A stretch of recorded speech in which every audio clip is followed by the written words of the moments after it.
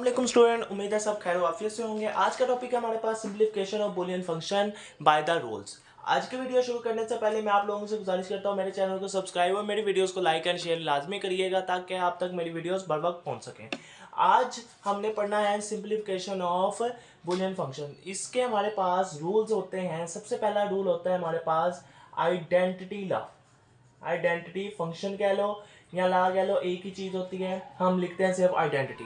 Identity क्या कहती है कि हमारे पास अगर ए के अंदर हम जीरो को ऐड करते हैं तब भी उसका आंसर हमारे पास ए ही रहता है, या ए के साथ मल्टीप्लाई करते हैं वन को तब भी हमारे पास उसका आंसर ए ही रहता है। सपोज अब देखते हैं, हम इधर इसका लॉजिक गेट भी बना लेते हैं और साथ में उसका ट्रूथ टेबल। पहले हम ट्रूथ टेबल बनाते हैं, यानी कि हमारे पास ए है और हमारे पास जीरो है।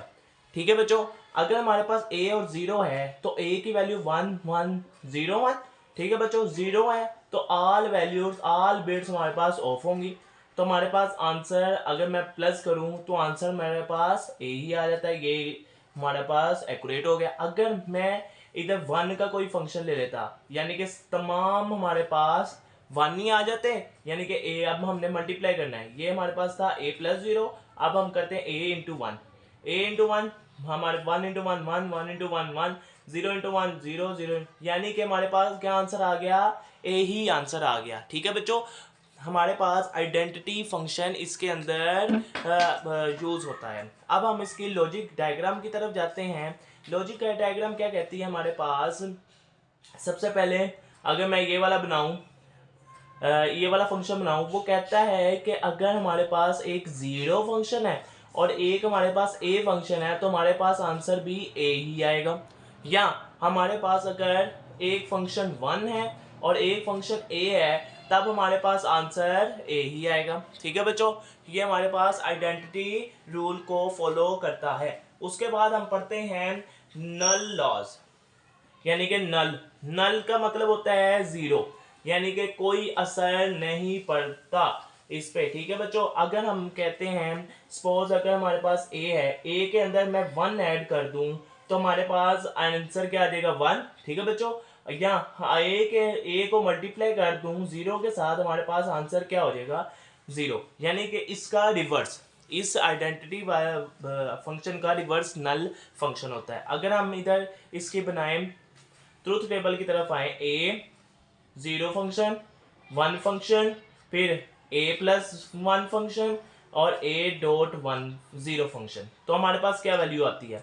अगर हम देखें ए की value one one zero one अगर हम ले रहे हैं, जीरो फंक्शन है तो zero zero zero zero, one function है तो all beads on, A plus one यानी कि ए प्लस वन, ये हमारे पास क्या आ जाएगा, ऑल बिट्स ऑन हो जाएगी। ठीक है बच्चों, यानी कि हमारे पास ये आइडेंटिटी फंक्शन होल्ड ये वाला हो गया। ठीक है बच्चों, अब हम करते हैं ए इंटू जीरो। ए को जीरो के साथ मल्टीप्लाई किया तो ऑल बिट्स हमारे पास क्लोज हो जाएंगी, यानी कि ये भी फंक्शन हमारे पास होल्ड कर चुका है। अगर हम इसकी लॉजिक डायग्राम की तरफ आए तो लॉजिक डायग्राम किस तरह बनेगी हमारे पास, अगर मैं इसकी लॉजिक डायग्राम बनाऊं इस तरह, ए प्लस वन, ये ए है ये वन है, तो हमारे पास आंसर वन आ जाएगा।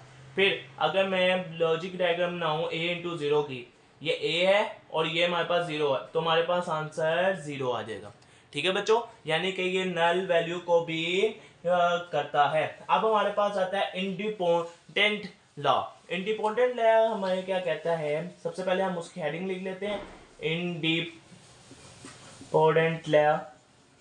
ये हमें क्या कहता है कि अगर आपके पास इटसेल्फ वैल्यू आ जाए, यानी कि रिवर्स बल्कि सेम वैल्यूज आ जाए, हमारे पास ए प्लस ए आ जाए तो हमारे पास आंसर ए ही आना है। फिर ए को मल्टीप्लाई कर दूं मैं ए के साथ ही तो आंसर भी ए ही आता है। ठीक है बच्चों, अगर मैं ये चीज करूं, सपोज हमारे पास सेम ए ही है, सबसे पहले तो मैं अगर इसकी बिट बनाऊं zero one one zero zero करूं तो हमारे पास ए प्लस ए क्या आएगा, ए प्लस ए भी हमारे पास one one zero zero, A multiply पे ए वन वन जीरो जीरो। ठीक है बच्चों, यानी कि हमारे पास आंसर ए ही आएगा। अगर मैं इधर इसकी लॉजिक डायग्राम बनाऊं तो हमारे पास क्या आएगा, ए इंटू ए तो ए आ गया। ठीक है बच्चों, ए ए ए प्लस बी ए, वो भी आंसर हमारे पास ए ही आता है। ठीक है बच्चों, इतनी समझ लग गई है, उम्मीद है लग गई होगी। फिर हमारे पास अब आता है एक law, complement law. Complement law कहते हैं रिवर्स वाले लॉ को, यानी कि कॉम्प्लीमेंट कहते हैं ऊपर नोट लगाओ, यानी कि जिसके अंदर हमारे पास नोट यूज हुआ हो उसको कहते हैं हम कॉम्प्लीमेंट लॉ। इसके अंदर क्या है कि ए प्लस अगर मैं ए का रिवर्स उसके अंदर ऐड कर दूं तो हमारे पास आंसर 1 आ जाता है। ठीक है बच्चों, अगर मैं ए को ए के रिवर्स के साथ मल्टीप्लाई कर दूं यानी कि उसका एंड गेट ले लूं तो हमारे पास आंसर 0 आ जाता है। ठीक है, अब देखो हमारे पास सपोज है -1 +1, ये वही सीन आ जाता है हमारे पास। अगर मैं इधर ए भी लूँ, फिर इधर ए बार लूँ, फिर इधर ले लेता हूँ मैं ए प्लस ए बार, और इधर ले लेता हूँ ए प्लस ए इंटू ए बार। ठीक है बच्चों, अब अगर मैं इसकी वैल्यू को लिखूँ तो हमारे पास क्या आएगा 1 1 0 0 1 1 0 0 1 1, क्योंकि इसका रिवर्स आया। अब मैं इन दोनों को ऐड करूँ, इन दोनों को ऐड किया 1 1 1 1, यानी कि हमारे पास आंसर क्या आ गया 1 आ गया। ये हमारे पास हो गया गुड। अब हमारे पास है a इंटू ए बार, यानी कि a का रिवर्स, a का रिवर्स इंटू ए, 0 इंटू 1 0 0 इंटू 1 0 0 इंटू 1 0 0, यानी कि हमारे पास ये भी रूल एक्यूरेट हो गया। अगर मैं इधर इसकी लॉजिक डायग्राम बनाऊं तो हमारे पास क्या लॉजिक डायग्राम बनती है, अगर मैं a, ये है ए का बार, अगर मैं ए का बार वैसे ही ले लूँ तो हमारे पास क्या आंसर आ गया 1 आंसर आ गया। और हमारे पास अगर मैं ए ये ले लूँ और ए का रिवर्स ले लूँ तो हमारे पास आंसर 0, यानी कि आंसर हमारे पास 0 आना है। ठीक है बच्चों, अब हम पढ़ते हैं एक और, हमारे पास नेक्स्ट है कम अब्जॉर्प्शन लॉ। अब्जॉर्प्शन लॉ क्या कहता है हमारे पास, अब हम वो देखते हैं कि हमारे पास अब्जॉर्प्शन लॉ क्या कहते हैं। Absorption law, absorption law, absorption law, ये हमारे पास क्या कहता है कि हमारे पास अगर ए को ए की प्रॉपर्टी 2 होल्ड करती हो, सपोज हमारे पास क्या है वैल्यू, सबसे पहले हमारे पास वैल्यू है ए प्लस ए इंटू बी, वो हमारे पास आंसर आ जाएगा ए के इक्वल। ठीक है बच्चों, वो हमें क्या कह रहा है कि ये अगर हम इन सबको सोल्व करें तो हमारे पास आंसर ए के इक्वल आ जाता है। या अगर मैं इधर कर दूं मल्टीप्लिकेशन और अंदर एडिशन कर दूं तब भी हमारे पास आंसर ए आता है। तो हमारे पास क्या रूल हुआ कि ए इंटू बी इक्वल होता है ए इंटू ए प्लस बी के, क्योंकि दोनों की ए ही आंसर है तो ये भी इक्वल ही होंगे हमारे पास। अब हम इसकी logic diagram plus truth table से इसको प्रूव करते हैं। सबसे पहले ए बी, ठीक है बच्चों, फिर हम करते हैं ए इंटू बी, फिर हम करते हैं ए प्लस ए इंटू बी, ये भी साथ ही सोल्व कर लेते हैं, फिर ए प्लस बी, ए इंटू ए प्लस बी। ठीक है बच्चों, अब हम दोनों साइड्स को इक्वल रख के कर रहे हैं। अगर इधर 1 1 0 0 1 0 1 0 हो, ए इंटू बी, इन दोनों को मल्टीप्लाई 1 इंटू 1 1 0 0 0।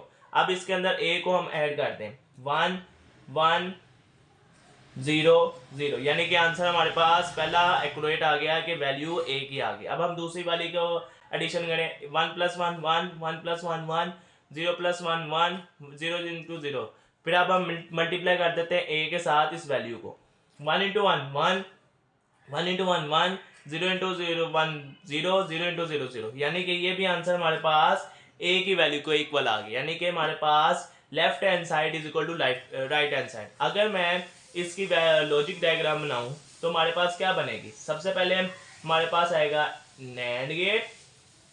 ठीक है बच्चों, नैंड गेट में क्या है ए डॉट बी, ए है बी है, इसका जो हमारे पास आंसर आ रहा है वो एडिशन हो रहा है ए के साथ, यानी कि इसका जो हमारे पास आंसर आ रहा है ए किधर, और एडिशन बाय हमारे पास क्या आ रहा है एंड के साथ, तो हमारे पास आंसर क्या आ रहा है ए। ये हमारे पास क्या है ए डॉट बी, ये हमारे पास क्या हो गया है, a plus a dot b. ठीक है बच्चों, आंसर हमारे पास ए आ रहा है। अब हम इस वैल्यू को सोल्व करते हैं तो हमारे पास क्या आता है, पहले हम करते हैं a प्लस बी, ये वाली चीज को।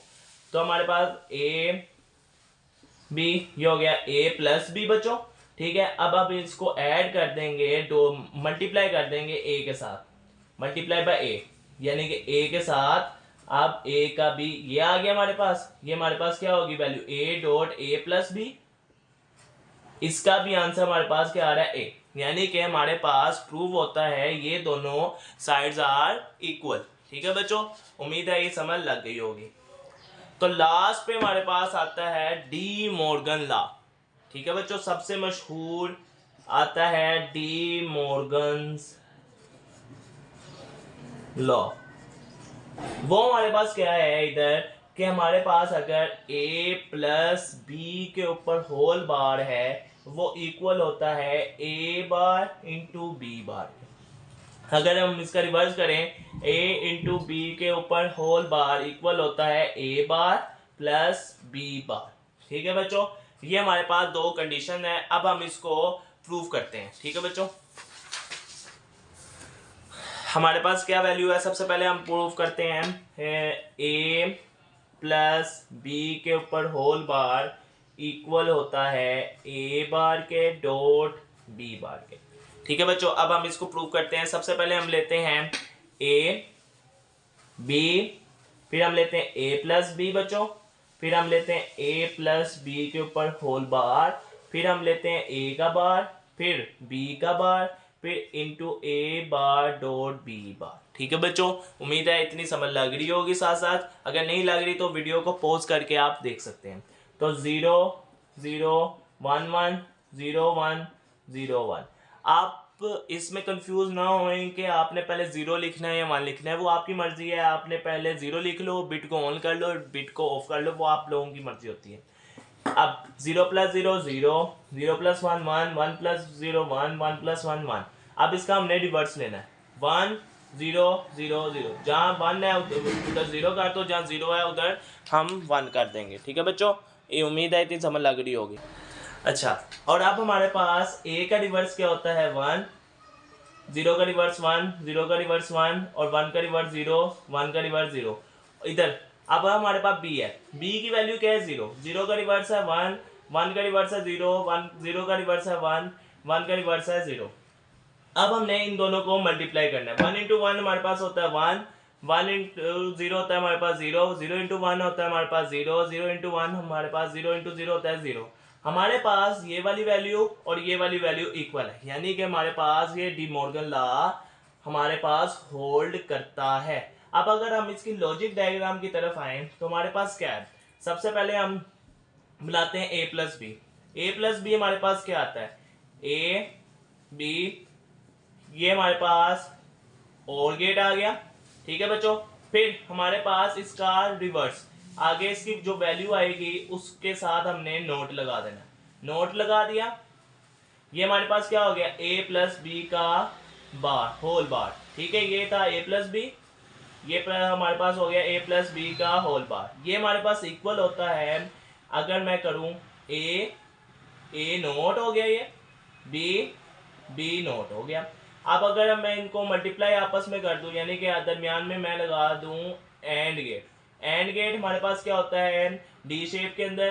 तो हमारे पास ये क्या है, a bar dot b bar, ये हमारे पास इक्वल हो जाएंगी a प्लस बी का whole bar is equal to a dot b a bar b bar. ठीक है बच्चों, आज की वीडियो के लिए इतना ही। जो हमारे पास सेकंड रूल है वो आपने खुद ट्राई करना है। अगर नहीं समझ आती तो कमेंट सेक्शन में मुझे इन्फॉर्म करना है, मैं उसके लिए भी वीडियो बना दूंगा।